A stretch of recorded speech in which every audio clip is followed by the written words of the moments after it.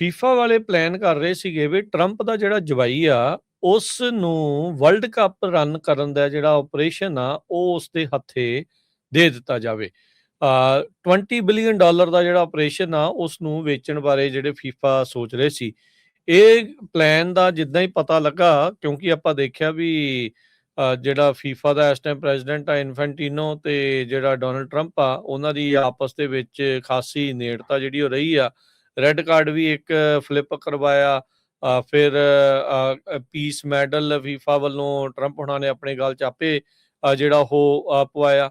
ਉਸ ਤੋਂ ਬਾਅਦ ਦੇ ਵਿੱਚ ਇਹ ਪਲਾਨ ਦਾ ਪਤਾ ਲੱਗਣ ਤੇ ਨਾਲ ਹੀ ਜਿਹੜੀ UEFA ਆ ਜਿਹੜੀ ਯੂਰਪੀਅਨ ਫੈਡਰੇਸ਼ਨ ਹੈਗੀ ਆ ਫੁੱਟਬਾਲ ਦੀ, ਉਹਨਾਂ ਨੇ ਇਸ ਦਾ ਨਾਲ ਦੇ ਨਾਲ ਬੁਰਾ ਜਿਹੜਾ ਉਹ ਮਨਾਇਆ ਤੇ ਉਸਦੇ ਉੱਤੇ ਸਖਤ ਟਿੱਪਣੀ ਕਰਦੇ ਹੋਏ ਕਿਹਾ ਵੀ ਇਹ ਫੀਫਾ ਵੇਚਣ ਦੇ ਲਈ, ਇਹ ਫੀਫਾ ਦਾ ਵੇਚਣ ਲਈ ਨਹੀਂ ਹੈਗਾ।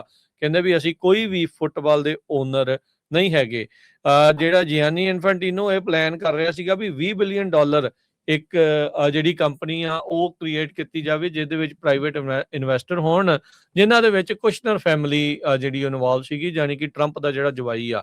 ਸੋ ਟਰੰਪ ਹੁਣਾਂ ਨੇ ਰਾਸ਼ਟਰਪਤੀ ਹੁੰਦੇ ਹੋਏ ਖਾਸੀ ਜਿਹੜੀ ਮਾਇਆ ਆ ਉਹ ਇਕੱਠੀ ਜਿਹੜੀ ਉਹ ਲਗਾਤਾਰ ਕਰ ਰਹੇ ਆ ਤੇ ਕੋਈ ਵੀ ਮੌਕਾ ਜਿਹੜਾ ਉਹ ਜਾਈ ਜਾਣ ਜਿਹੜਾ ਉਹ ਨਹੀਂ ਦੇ ਰਹੇ ਹੈਗੇ। ਤੇ ਇਸੇ ਦਰਮਿਆਨ ਇਹ ਵੀ ਇੱਕ ਇਹਨਾਂ ਦੀ ਜਿਹੜੀ ਕਹਿੰਦੇ ਵੀ ਕੋਸ਼ਿਸ਼ ਚੱਲ ਰਹੀ ਸੀ। ਫੀਫਾ ਫਾਰਵਰਡ ਐਂਟਰਪ੍ਰਾਈਜ਼ FFE ਕਰਕੇ ਕਹਿੰਦੇ ਵੀ ਇੱਕ ਕਮਰਸ਼ੀਅਲ ਸਬਸਿਡਰੀ ਜਿਹੜੀ ਉਹ ਬਣਾਉਣ ਦੀ ਕੋਸ਼ਿਸ਼ ਦੇ ਵਿੱਚ ਜਿਹੜੇ ਸੀਗੇ, ਜਿਹਦੇ ਵਿੱਚ ਵਰਲਡ ਕੱਪ ਤੇ ਕਲੱਬ ਵਰਲਡ ਕੱਪ ਉਸ ਨੂੰ ਇਹ ਜਿਹੜੀ ਆਰਗੇਨਾਈਜੇਸ਼ਨ ਆ ਉਹ ਰਨ ਕਰੂਗੀ। ਇਹਨਾਂ ਨੇ ਫੀਫਾ ਨੇ ਆਪਣੀ ਸਟੇਟਮੈਂਟ ਦੇ ਵਿੱਚ ਕਿਹਾ ਸੀਗਾ ਵੀ ਜਿਹੜੀ FFE ਆ ਉਹ 4.2 ਬਿਲੀਅਨ ਡਾਲਰ ਰੇਜ਼ ਕਰੂਗੀ ਇਸ ਸਾਲ ਦੇ ਵਿੱਚ, ਜਿਹਦੇ ਨਾਲ initial equity valuation of 20 billion dollar ਜਿਹੜੇ ਕਿ ਲੌਂਗ ਟਰਮ ਇਨਵੈਸਟਰਸ ਦੇ ਦੁਆਰਾ ਇਹਦੇ ਵਿੱਚ ਮਨੀ ਜਿਹੜੀ ਉਹ ਪਾਇਆ ਜਾਊਗੀ, ਜਿਸ ਦੇ ਵਿੱਚ ਮਾਈਨੋਰਿਟੀ ਤੇ ਨਾਨ ਕੰਟਰੋਲਿੰਗ ਇੰਟਰਸਟ ਜਿਹੜੇ ਉਹ ਹੋਣਗੇ। ਹੁਣ ਇਹਦੇ ਵਿੱਚ ਤਾਂ ਆਪਾਂ ਕਹਿ ਹੀ ਸਕਦੇ ਹਾਂ ਹਰਜੋਤ ਸਿੰਘ ਜੀ ਵੀ ਜਿਹਦੇ ਵਿੱਚ ਜਿਹਨੇ ਬਿਲੀਅਨਸ ਆਫ ਡਾਲਰ ਦੇਣੇ ਆ ਤੇ ਨਾਨ ਕੰਟਰੋਲਿੰਗ ਤਾਂ ਉਹ ਹੋ ਹੀ ਨਹੀਂ ਸਕਦਾ ਵੀ ਉਹ ਨਾ ਇਸ ਦੇ ਵਿੱਚ ਜਿਹੜੇ ਹੋਣ। ਫੀਫਾ ਕਹਿੰਦੇ ਵੀ ਇਸ ਟਾਈਮ ਕੰਮ ਕਰ ਰਿਹਾ ਸੀਗਾ JP ਮੋਰਗਨ ਦੇ ਨਾਲ, ਥਰਾਈਵ ਇਟਰਨਲ ਜਿਹਦਾ ਕਿ ਜੋਸ਼ੂਆ ਕਸ਼ਨਰ ਜਿਹੜਾ ਕਿ ਭਰਾ ਹੈਗਾ ਜੈਰਡ ਕਸ਼ਨਰ ਦਾ ਤੇ ਜਿਹੜਾ ਸਨ ਇਨ ਲਾ ਹੈ ਟਰੰਪ ਦਾ, ਵੀ ਉਹ ਇਸ ਦੇ ਵਿੱਚ ਮਨੀ ਇਸ ਤਰੀਕੇ ਦੇ ਨਾਲ ਜਿਹੜੀ ਉਹ ਲਾਉਣੀ ਸੀਗੀ।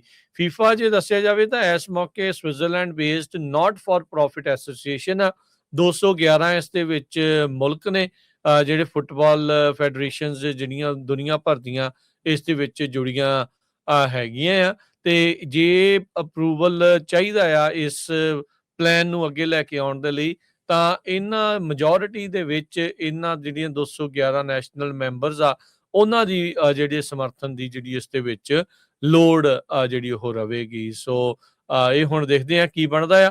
ਪਰ ਟਰੰਪ ਹੁਣਾਂ ਦੇ ਰਿਸ਼ਤੇਦਾਰਾਂ ਦੇ ਦੁਆਰਾ ਫੀਫਾ ਵਰਲਡ ਕੱਪ ਤੇ ਕਲੱਬ ਵਰਲਡ ਕੱਪ ਚਲਾਉਣ ਵਾਲੀ ਇੱਕ ਜਿਹੜੀ ਪਲਾਨ ਇਹਨਾਂ ਦਾ ਬਣਾਇਆ ਸੀ ਹਾਲ ਦੀ ਘੜੀ, ਉਸ ਦੀ ਵਿਰੋਧਤਾ ਆਉਂਦਿਆਂ ਸਾਰ ਹੀ ਪਲਾਨ ਦੇ ਜਿਹੜੀ ਹੋਣੀ ਸ਼ੁਰੂ ਹੋ ਚੁੱਕੀ ਹੈ।